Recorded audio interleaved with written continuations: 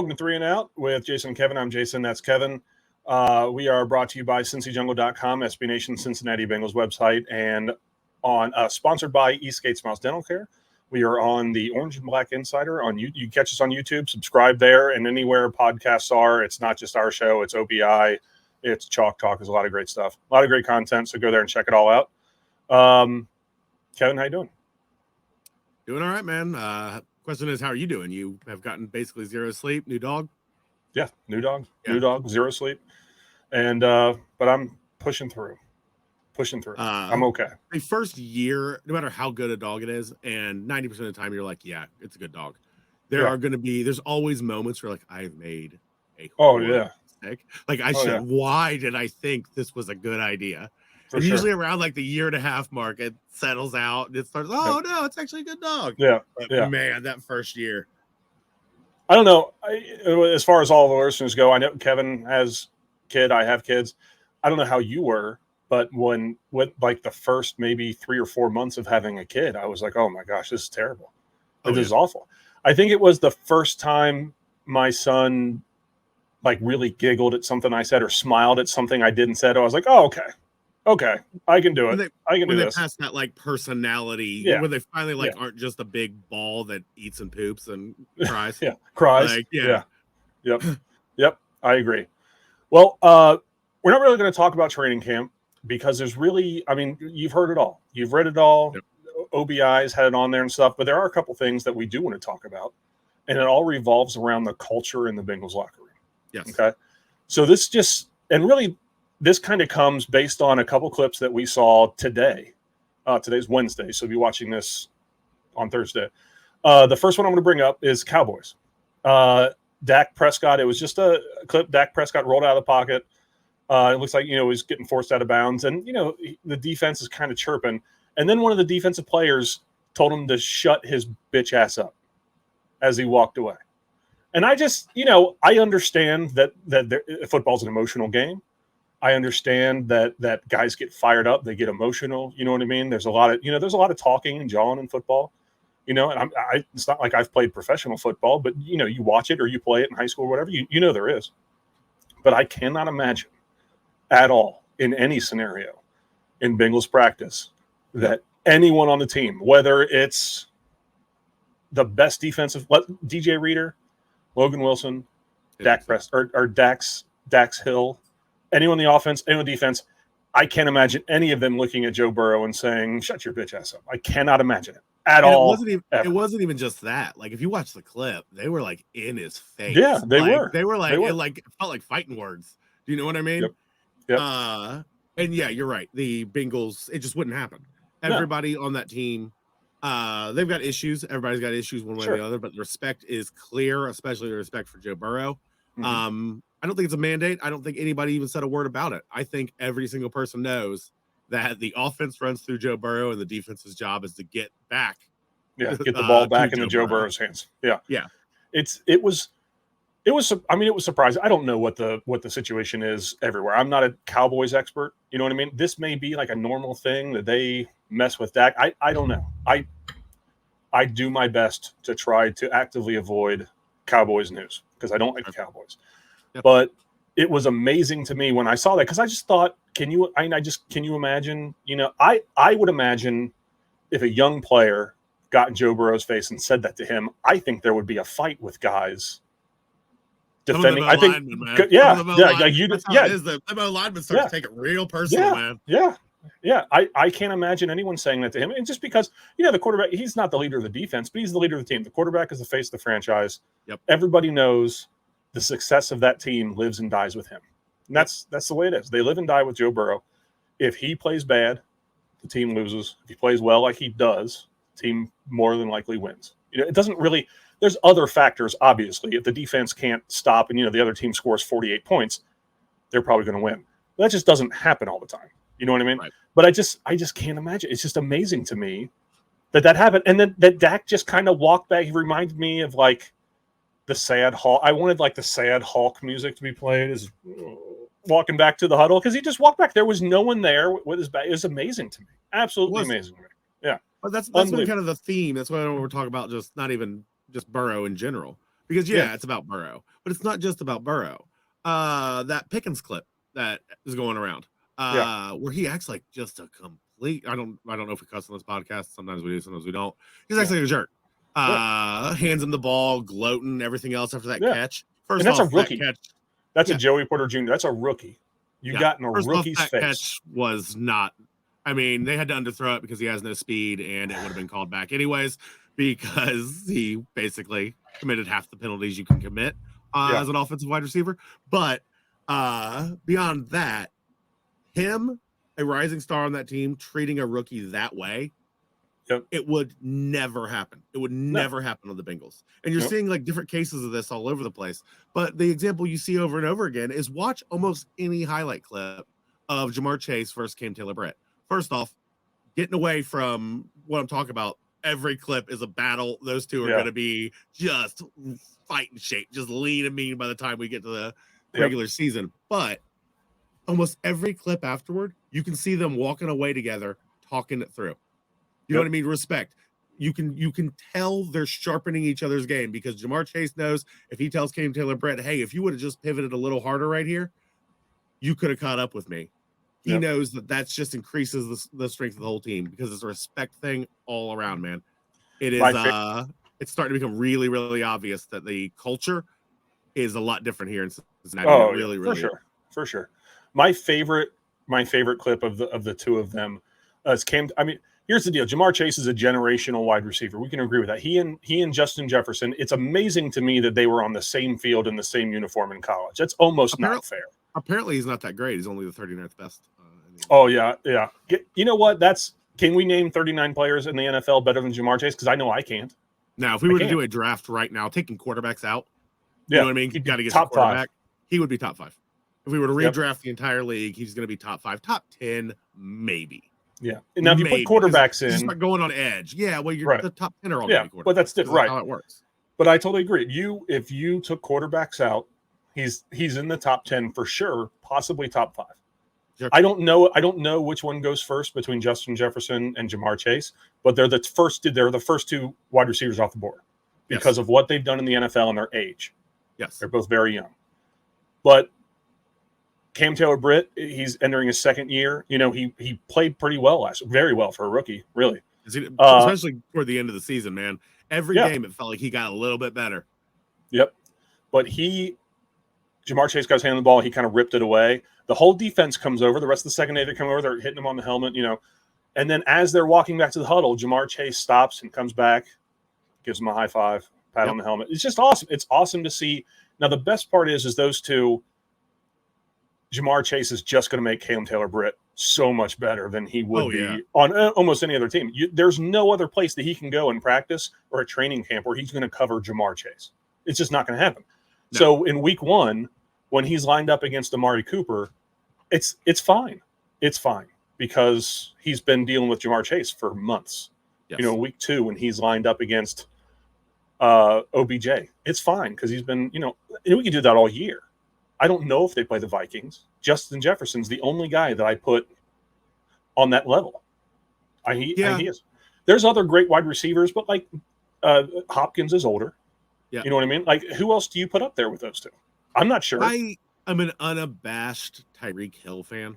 Okay. I might overrate him at times, which is hard to do because he's incredible. Just the way he moves on that field. Yeah. I don't think he's better than Jamar Chase. I do put him on that exact same level, though. Okay. I really, really, really like the way Tyreek Hill plays. Do you know who's going to make Tyreek Hill better? Eli Apple. Yeah. The greatest cornerback in the history of the NFL makes his way to Miami, where they're right across the locker. I can just imagine the first time they're in the locker room together, and they have to be like, oh my gosh, we have to be friends with this idiot now, because they really seem not to like each other at all. No, it's funny. No. It's funny they're playing together now. I really enjoy it. It's good stuff. I'm happy for Eli Apple. Let me say this: Eli Apple overachieved and played better here than anyone thought that he would. He wasn't supposed to be. I think they brought in Trey Waynes. He's supposed to be the guy. He can't stay healthy. Without Eli Apple, I don't know if the Bengals go to the Super Bowl. I mean, think about that stop on Tyreek Hill at the end of the first half of the AFC, and that's amazing that he was able to keep him out of the end zone. That's a wild statement you just made, but you're probably correct. You're probably right. I don't know if they go to the Super Bowl without Eli Apple. I really don't. Weird. I know. And when he came in, everyone's like, "Oh my gosh, Eli plays his best football here." I wish him the absolute best in Miami. 100%, absolute best. I wish that there was a way to keep him here, but I understand they went with the youth movement. I get it. It's fine. Sure.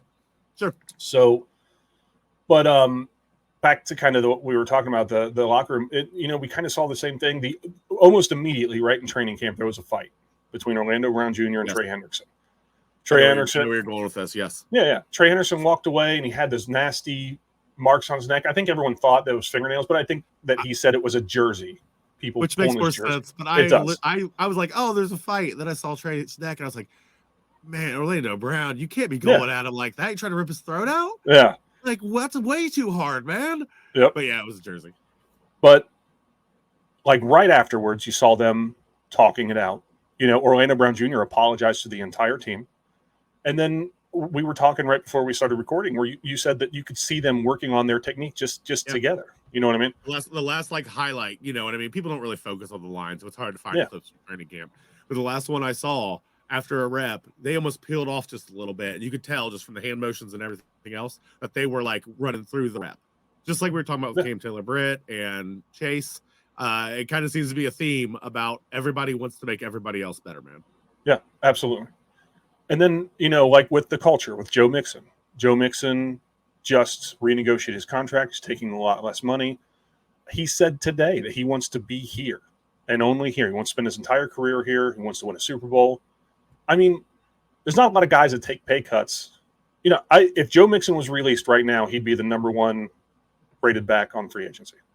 Yep. I'm sorry. I take that back. Dalvin Cook. Yeah. Be number one. Corrected, but Joe Mixon number two. Okay, because I take Joe Mixon before I took Leonard Fournette. I take him before I took Zeke. Take him before I take a lot of guys, with maybe the exception of Dalvin Cook. Okay, and he's staying here. I know, there's all the legal stuff. I don't. It's whatever. But the fact that he is willing to take the pay cut to stay here, it says a lot about the culture here, about the fact that he thinks they can win here. Yes. I don't remember. I feel like with the Marvin years, and I don't want to take credit away from Marvin Lewis because I really like Marvin Lewis. Okay, Marvin Lewis, I do. Marvin Lewis, I think, changed the culture in Cincinnati. I mean, he took them from nothing.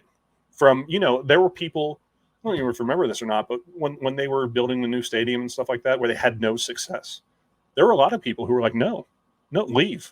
We don't want you here. Sure. I guess the shine wore off that particular apple as time went on for me. Oh no, it did. It absolutely did.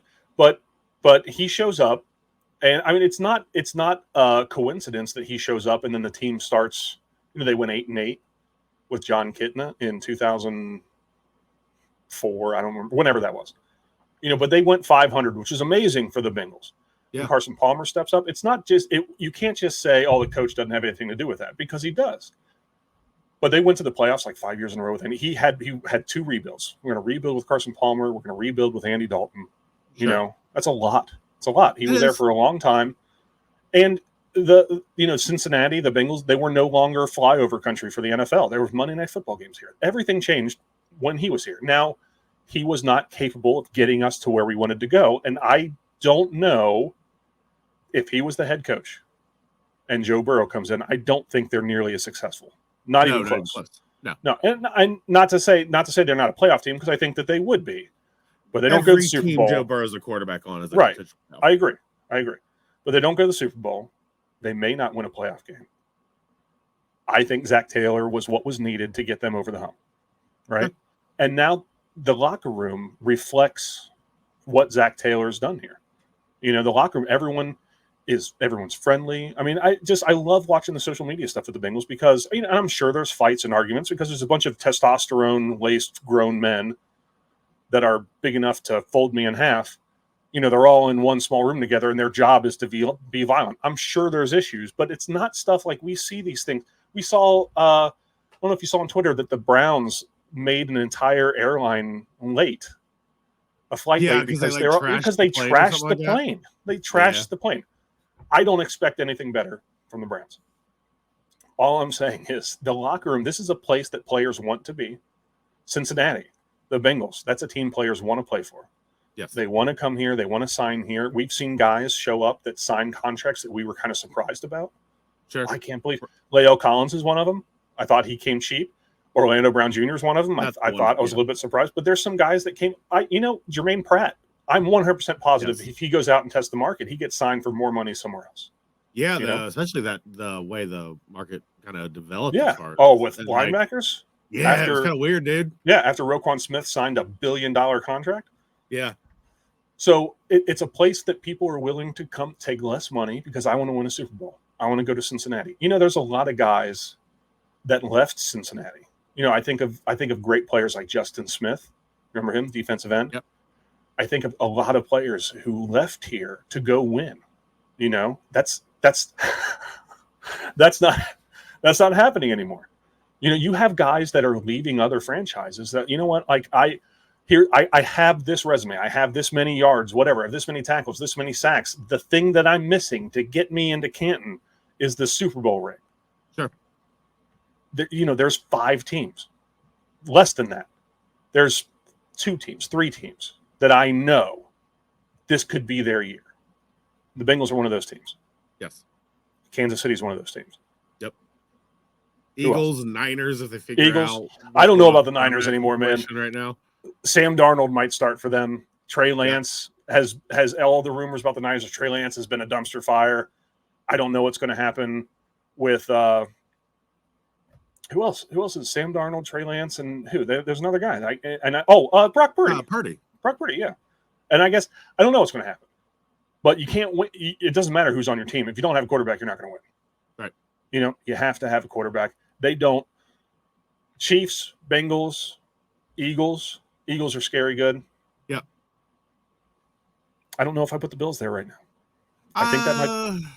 I still. Josh Allen can do crazy. Okay, so Bills. I still think they're there. I think I'm never interested in trying to find those hard lines. It's any given Sunday. If they played 500 games, then sure, maybe the Bills are out of the running as far as the Bengals are concerned. We'd win. Just takes one game. It just takes one game, and the Bills are absolutely capable of doing that. And then Dolphins, maybe. I think a good roster. Depends on if Tua can stay healthy. Yeah. Tua is the issue, right? Yeah, Tua is the issue. If he can stay healthy. That's it. I don't think the Ravens are there. I know the Steelers aren't there. The Browns aren't there, despite the fact that they all want to think they are. Oh, yeah. That's it. I think there's 4 or 5. And really only 2 or 3, right? Eagles, Bengals, Chiefs, I think, are a little bit ahead of the other ones. Right. So. And Niners, if they get their quarterback situation figured out even a little bit, because that team's scary. Yes, it is. Very scary. Very, very scary. All right, we're going to take a commercial break. We'll be right back. Eastgate Smiles Dental Care is a warm and welcoming environment where expertise and customer service come together. As a local business, they love helping their fellow Cincinnatians manage their oral health and achieve a perfect smile. They pair the latest technology with years of experience to give you a smile worth showing off. They are dedicated to quality and convenience and can even perform dental crown procedures the same day in most cases. You like your smile, but they are here to help you love it. They personalize your care and match your needs. Call them today at 513-528-1150 to learn what they can do for your pearly whites. Welcome back. So Joe Burrow's injury. Jason, what are we talking about now? Yeah. We're going to go through just some boilerplate stuff that we couldn't get away with without talking about. Joe Burrow, everyone in Cincinnati gasped. Joe Burrow went down with an injury. Several weeks. I do want to ask you that question, but we'll get back to that. Several weeks out with a calf strain, with a strained calf. I as far as everyone says, he's walking through the locker room, no crutches, no nothing, no limp. Yep. It's clear that my guess is if he wanted to practice now, he might be able to. Maybe. Is there also that part in the back of your mind? Think about everything you've ever heard Joe Burrow say about taking sacks and never showing weakness and everything else. Do you think is there a part of your mind that's the media's in there? Joe Burrow is going to intentionally hide. I'm not saying it's bad, but he's going to hide any level of discomfort. And he's going to walk through that locker room just to keep it out of any opponent's head. Yeah. That like there's any weakness to exploit. And then when he gets in the bathroom, he like collapses and crawls around. He's like, "Aw," you know. No, And I don't see that. I am certain it's a great. I think it's possible. I mean, he's said it before. He does not show. Yeah. He will never, like he said before in multiple interviews, like this. If he gets sacked, he will not show that it hurt. He will not show. Yeah, I know that. Yeah, because like he does not want anyone to think that they got one on him. I'm just saying it's possible. It is. I think that he's fine. And if maybe he's a little bit sore now. He's sore, but that's it. There's no structural damage, anything like that. If there was, he'd be in a boot, maybe, or he'd be on crutches. I think he could still possibly play in the preseason. I don't know if he will, or if he should. At this point, nerves. What's alone, the point? Not his nerves, but like ours nerves. Yeah, like might keep him out of it. I'd love to see him do. I don't know. At least one full sustained drive. I know. I would like that. I would like preseason, not week 3. Week 3 makes me nervous. Yes. All right.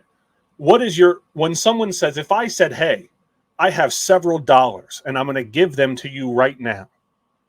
Numbers right now. No thinking. What's the number? Here's several dollars. I'm giving you several dollars. It's like what's the number? I would say. What the hell is happening? $5. It's $5. Okay, I don't know. 3 to 7 though. Like 3 to 7. I don't know if I'm stupid. I might be stupid. I don't normally think you're stupid. I don't. When you posted that several to you meant about 12. Yeah, I know. That's a wild take. I noticed. But here's I don't know why. This is how I always felt numbers went when you used a different word than number. A couple is 2 or 3. It's a 2. Few. 2 or 3. Okay. No, Okay. Like 2 people a couple means 2. This is so embarrassing for me. I just want you to know how embarrassing, because you're right. A couple means 2. Okay. Yeah. Okay. Let me start over. A couple is a 2. A few is 3 to 5. Does that sound right to you? Yes. Okay. And a dozen is 12.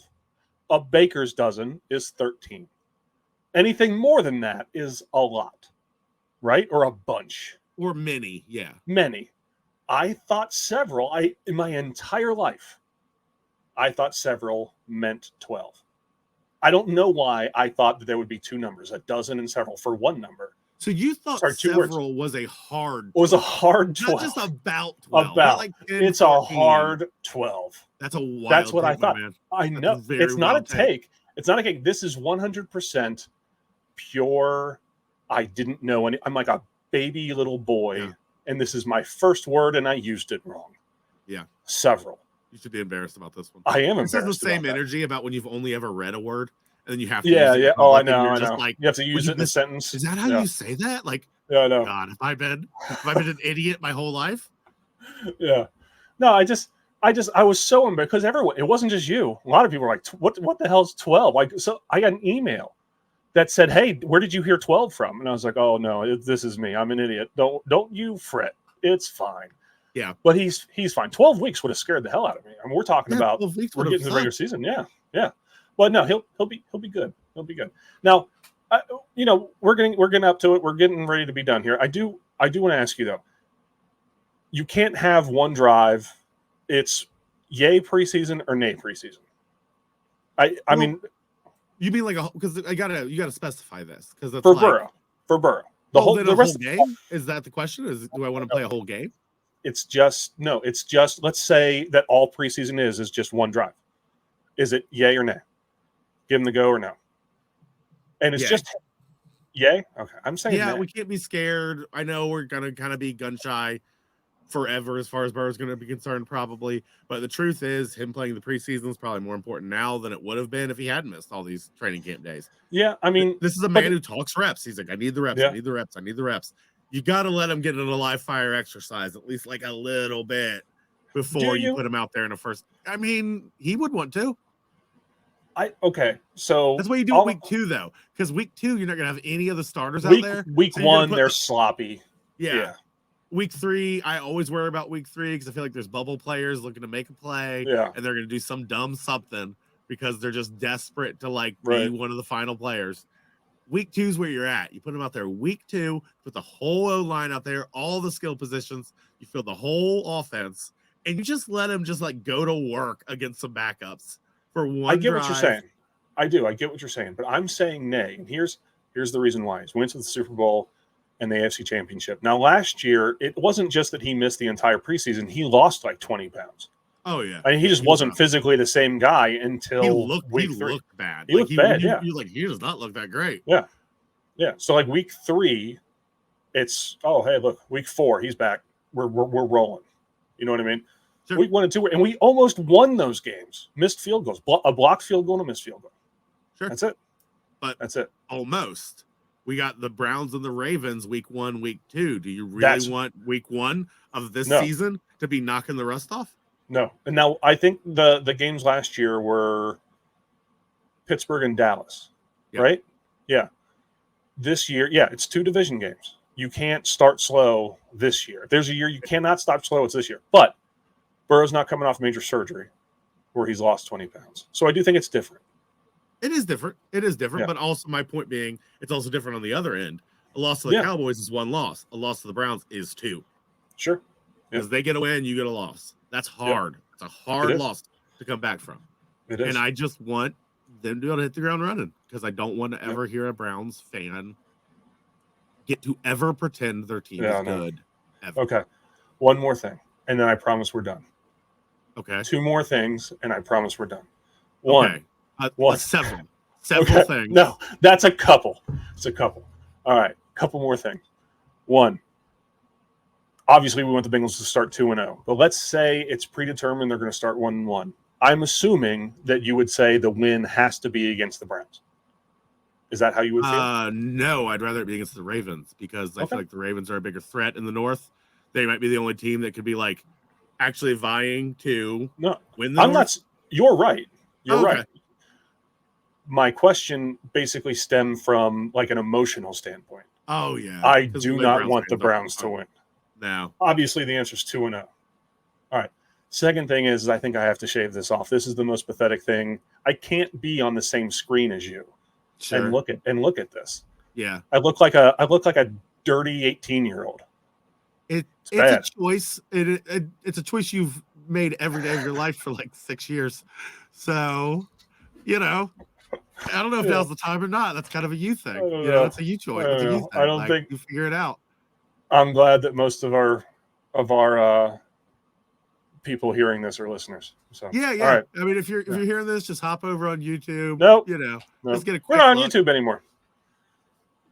Vimeo. Go look on Vimeo. There you go. Yeah. All right. Have anything else? That's it, man. All right. Once again, thank you very much for watching. We're on OB. No. Last thing. Yes. Chase Brown's going to get his chance. Travion Williams. He's absolutely healthy. It's fine. Small ankle sprain. I did not want this man to get hurt, but Chase Brown is instantly going to be taking those reps that Travion Williams is taking. I am excited for that and hopeful that Travion Williams comes back healthier than ever. But just want to point I'm sure he will. You know how I feel about Chase Brown. Here's your question. I'm sorry. Does Chris Evans get more reps now? Or are they going to be like, whatever? Who's Chris Evans? I mean, he's probably going to get more reps just because there's more reps to go around. Yeah. But I don't know. I don't know what the difference is between how we see Chris Evans and how they see Chris Evans. I would love to be. They hate Chris Evans. They want nothing to do with Chris Evans. So I don't think it changes now, but maybe it does. I don't know. Yeah, I want to be I want to be a fly on the wall in a meeting about Chris Evans. Just to listen in. All right. Thank you for watching. Thank you. Subscribe on OBI. It's not just it's OBI. It's Chalk Talk. There's a ton of great shows in there. A ton of great content daily content on there. So subscribe on YouTube and then anywhere you get podcasts. It's the Orange and Black Insider. Brought to you by CincyJungle.com, SB Nation Cincinnati Bengals site, and we are sponsored by Eastgate Smiles Dental Care. Thank you very much. For Kevin, I'm Jason. Houday. Houday.